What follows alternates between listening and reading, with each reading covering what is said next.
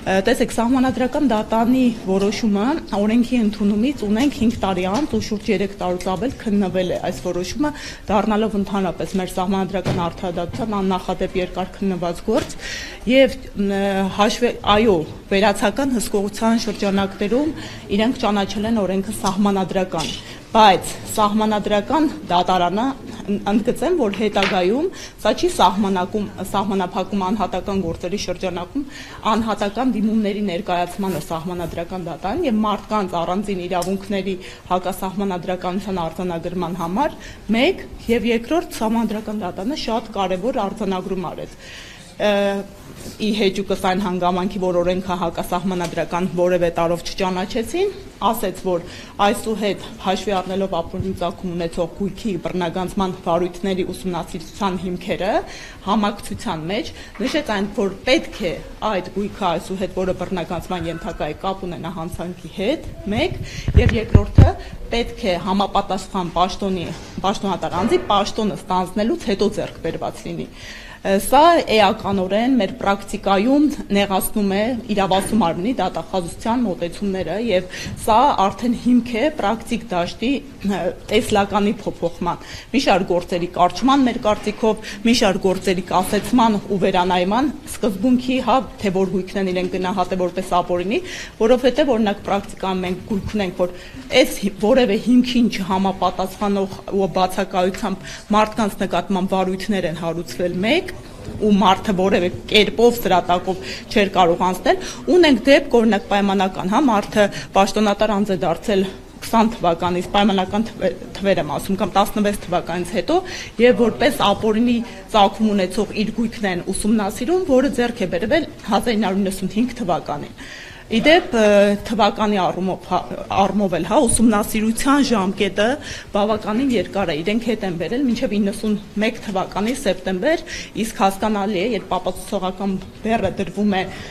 պատասխանող կողմի վրա, շատ դժվար է 90-ականների ժամանակագրությամբ հաշվի առնելով նաև հետսովետական տնտեսական իրավիճակը մարդկանց ապացուցելու փաստական հանգամանքներ բերելու, թե այս կամ այն գույքի ծագման աղբյուրը հիմքը որն է, ընդ որում այս դեպքում անգամ պետական մարմինների թերացման հետևանքով է, որ որոշակի փաստական հանգամանքներ դժվար մաչելի են ձեռք բերել։ Հիմա այս գործերի հետ կապված գիտեմ, որ 200-ից ավելի կա, չէ՞, քրեական գործեր։ Չէ, շուրջ, եթե չեմ սխալվում, հստակ 136 է, շուրջ 140 վարույթ կա հարուցված, այո։ Այդ մարդիկ մինչև եվրոպական դատարան կարող են հասնել այդ գույքի։ Տեսեք, երկու սկզբունքով առաջնորդում։ Մի շարք դեպքեր արդեն արձանագրված ունենք, որ հաշտության են արդյունքում են կան վերջնական ակտեր ու մնացած գործերը դեռ վարույթային փուլում են գտնվում։ Միեդ կհասնենք, եթե ոչ ցանկալի դատական ակտեր կայացվեն Հայաստանի Հանրապետությունում ու սպառվի ներպետական բոլոր միջոցները, մարդիկ բնականաբար հնարավորություն են ունենալու մարդու իրավունքները եվրոպական դատարանում բողոքարկելու արդյունքները ու ընդ որում ընդգծեմ, ինչի էր կարևոր սահմանադրական դատարանի որոշումը, որովհետև խոշոր գույքերի մասն է խոսքը գնում։ Եթե այդ գույքը մարդուց անձից բռնագանձում են սահմանադրական մարդու հիմնարար իրավունքների ոտնահարմամբ, դուք պատկերացնում եք հետագայում միեդի որոշումների արդյունքում, եթե արձանագրվի մարդու իրավունքի խախտումը, ինչ հսկայական ֆինանսական բեռ է մեր բյուջեի վրա գալու։ Դրա այդ ու հատկապես հաշվի առնելով, որ արդեն ունենք եվրոպական դատարանի բավականին հարուստ նախանշած փորձ ապօրինի ծագում ունեցող գույքերի բռնագանձման բնագավառում։ Ուստի սահմանադրական դատարանը ես կարծում եմ չուներ այլ կաշկանդված էր հենց նույն միեդի նախադեպային պրակտիկայով եւ գոնե առնվազն այս արձանագրումները, որոնց մասին խոսեցի, պետք է արվեին։ Հիմա սահմանադրական դատարանի որոշումը կա, լավ, հետո ինչ է լինում այս օրենքի հետ, վերանայվում է, փոփոխության է ենթարկվում, չեղարկվում, ինչ պետք է լինի դուք։ Տեսեք, սահմանադրական դատարանի նույն որոշման մեջ նախանշված է ժամկետ է տրված համապատասխան օրենսդրական փոփոխություններ կատարելու։ Մենք այո, այսօր ունենք խնդիր հաշվի առնելով, ինչպես արդարացիորեն նշեցիք, իշխող ուժի կողմից մեկնաբանման, անկախ այն հանգամանքից, որ որոշման մեջ ինչու ոչ, հա, խնդրահարույց ձևակերպումներ կան, սակայն որոշակի ձևակերպումներ, որոնց համահունչ պետք է արդեն վերանայվի իրավագիրառ պրակտիկան։ Մենք այսօրվա համաժողովի նպատակը առաջին հերթին, այո, հենց մեր փաստաբանական իրավական համայնքի կողմից միասնական տեսլականի մոտեցումների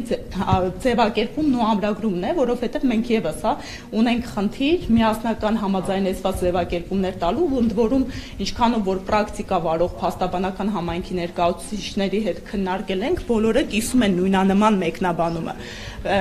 Փորձելու ենք բացառել իշխանության կողմից քաղաքական նպատակահարմարության ներդրումը այս իրավական ինստիտուտում եւ որոշակի մանիպուլատիվ տարերի մեկնաբանումը կրկին, հա, նպատակահարմարությունից ելնելով քաղաքական։ Ես դա որոշումը վերջնական է, սրանից հետո դատախազության կարծիք, չգիտեմ, արդարադատություն, ազդեցություն կունենա այս օրենքի սահմանադրական դատանի որոշումը սահմանադրական արդարադատության արդյունք է եւ մյուս մարմինները իրավագիրառ պարտավոր են առաջնորդվել սահմանադրական դատանի որոշմամբ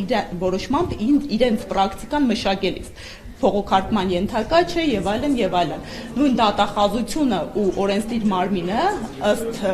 սահմանադրական դատանի պարտավոր են առաջնորդվել այս արդեն իսկ ընդունված որոշման հետքերով ու կատարել համապատասխան նախագծային աշխատանքներ փոփոխություններով, կրկին ընդգծում եմ, մեր մասնագիտական համայնքի անաչառ մասնագետների խնդիրն է փորձել բացառել շահարկումները։ Ինչ համար ասում որ դատախազը վերջերս հայտարարեց, որ սահմանադրականությունը ինքը չի տեսնում այդտեղ։ Բնականաբար, քանի որ նորից ընդգծում եմ իրենց կողմից մշակված ներդրված ինստիտուտ եւ օրենք է, ակնհայտ է, որ նման գնահատական պետք է հնչեր, սակայն ի հեճուկս իր հայտարարության մասնագիտական համայնքը լրիվ այլ մոտեցում ունի, որը հիմնավորվում է սկսած դատախազության իրավասություններից լիազորությունների շրջանակից, որը պետք է ամրագրված լիներ սահմանադրության մեջ, բայց ուղղակի ամրագրված չէ, հաշվի առնելով մեր սահմանադրության 2015 թվականից ամրագրված տրամաբանությունը, մենք արձանագրել ենք սահմանադրողերեն օրինականության որոշակիության սկզբունքները եւ դրանք ենթադրում են, որ բոլոր իրավասու պետական մարմինների լիազորությունները պետք է հստակ արտացոլված լինեն սահմանադրությամբ ու դրանից բխեն օրենքներում։ Այդ որոշակիությունը այստեղ խարխլված է ու վերջացված, ինչպես արդեն նշեցի, մարդու հիմնարար իրավունքներով։